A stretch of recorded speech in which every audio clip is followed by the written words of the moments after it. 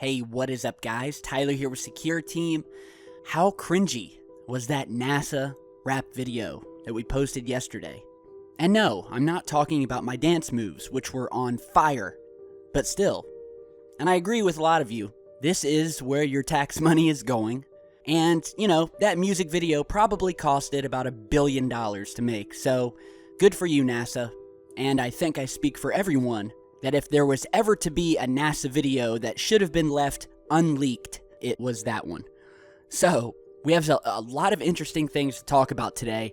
The first of which, though, is this new executive order that was just released on the White House website. Have you guys heard about this? Well, if you haven't, it's the kind of thing that you read it and you think to yourself, is something going to happen? What is going on? So, I will put the link to this down in the video description. And so, we have the press release here on the whitehouse.gov website. Says, for immediate release, executive order coordinating efforts to prepare the nation for space weather events. And by space weather events, we are specifically talking about solar flares and things like that coming from our sun that would potentially destroy our infrastructure, our electricity, and really, all it's going to take is one blast from the sun to hit us directly to knock out our power grid and send us back to the Stone Ages for possibly years. And so it goes on to state, by the authority vested in me as the president, and in order to prepare the nation for space weather events, it is hereby ordered as follows. Space weather events in the form of solar flares, solar energetic particles, and geomagnetic disturbances occur regularly, some with measurable effects on critical infrastructure systems and technologies, such as the global positioning system, satellite operations and communication, aviation, and the electrical power grid.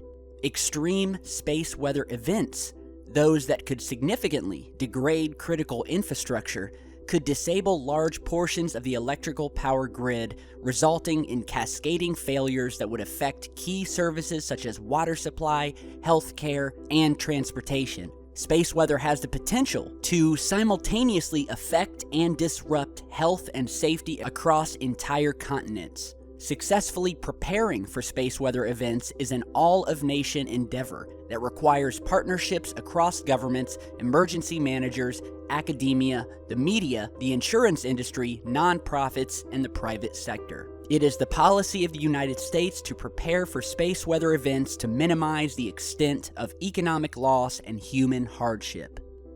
So, I've probably gotten about 20 emails about this since it was released yesterday on the 13th. And it's got a lot of people wondering, does the president and the government know something that we don't? I mean, we have been speaking about the need for the world to prepare for such events. Solar flares that could knock out our power grids, send us into complete chaos, complete breakdown of society. Because we are so heavily invested and dependent on electricity. And, I'm no different. There's not a day that goes by that I cannot be without my phone. Obviously, cannot be without my internet, my computer, my television. I mean, technology is what makes the world go round. And it seems like the government, for as long as I can remember, has taken the stance that, well, it's just not a high priority to prepare for such a thing. And it is very strange that suddenly we are getting this executive order, preparing the nation for these space weather events. And so I ask, why the sudden concern? The executive order goes on to state the objectives of the policy, listing all of the different agencies and roles that are to be taken by the federal government, by NASA, by Homeland Security and counterterrorism, to ensure the prediction, the data collection, and the overall responsibilities that these agencies need to adopt ASAP. And it lists here that, each agency has a specific thing that they need to do within a certain amount of days, whether it's 60 days, 100 days, 120 days, and so forth. So, yeah, there you have it. I will put the link to this down below, you guys can head over and check it out for yourselves. It could be just a routine executive order. Maybe something has clicked in the government, and for once, the president is stepping forward and implementing these efforts to prepare the nation, as it's quoted as saying. So let me know what you guys think. And, even if it is routine, I still feel like I'm probably going to be closely watching the space weather websites, watching for solar eruptions and whatnot, probably for the next couple of weeks or so. So now, on to a new mass UFO sighting that recently occurred over Geneva, Switzerland. So this was first reported by RT.com, called Completely Crazy, Freaky UFO Lights Up Geneva, Stuns Onlookers. And we have 2 videos so far showing this triangular formation of lights. I will go ahead and play you the first video, and the first video, it happens very quickly, right at the beginning. It's almost as if these lights appear and then vanish. So here's that video here.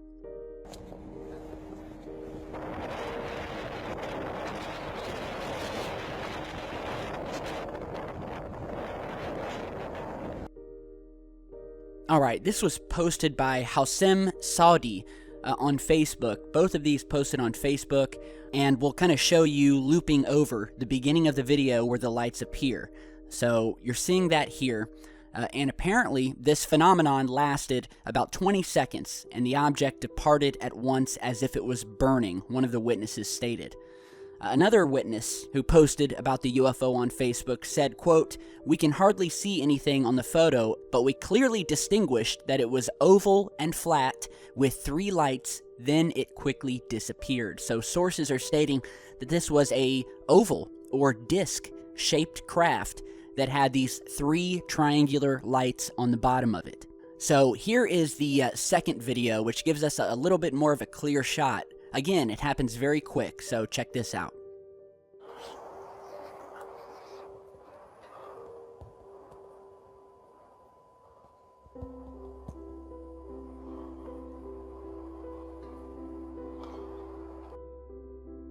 Alright, that was also posted to Facebook by Mr. Mathis Medrano.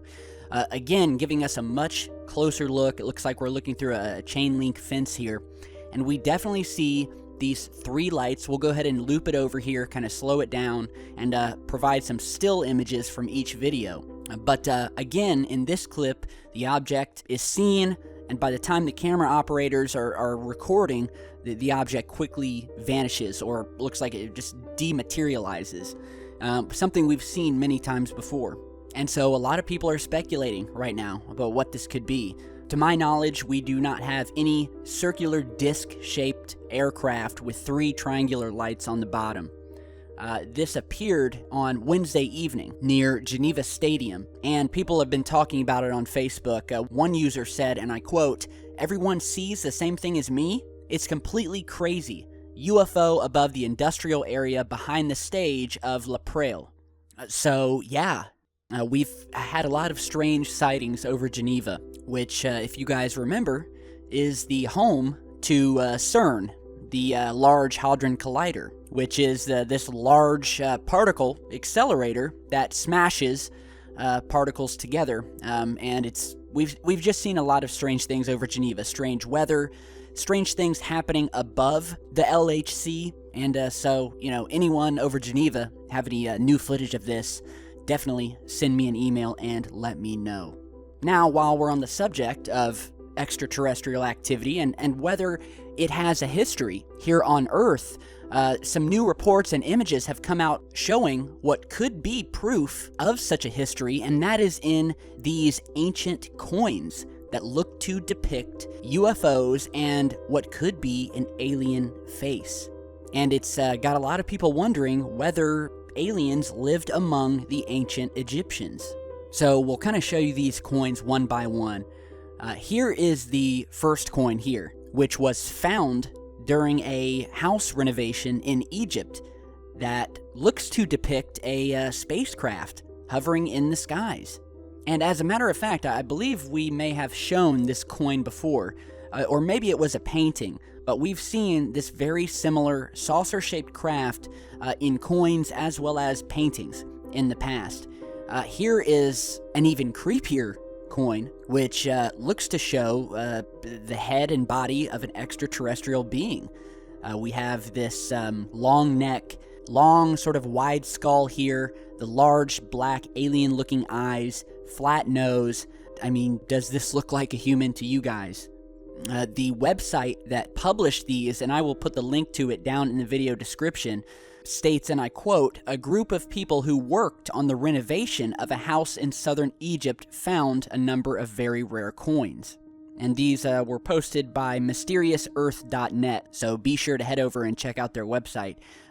They call the coins unique because other coins have no images of a strange human figure. The website also went on to state that one of the coins, which has not been authenticated, has written on it the words Opportunus Adest, carved on the back, which in Latin means, "It's here in due time." So, very, very interesting. You're seeing some of the other coins here depicting these strange, they look like aircrafts. They look like alien ships. I mean, what else could they be? Here we have another one of these discs. We've been seeing these UFOs featured in art throughout history. Here you're seeing some paintings of similar UFOs, all of which would sort of give us the idea that there was definitely some sort of extraterrestrial contact back then. A lot of these are religious paintings as well. Yeah, head over, check out the website, and let me know what you guys think. I think that UFOs have been well documented, not only in Egyptian art and coins, but European art, Asian art. It's depicted everywhere. Cave paintings.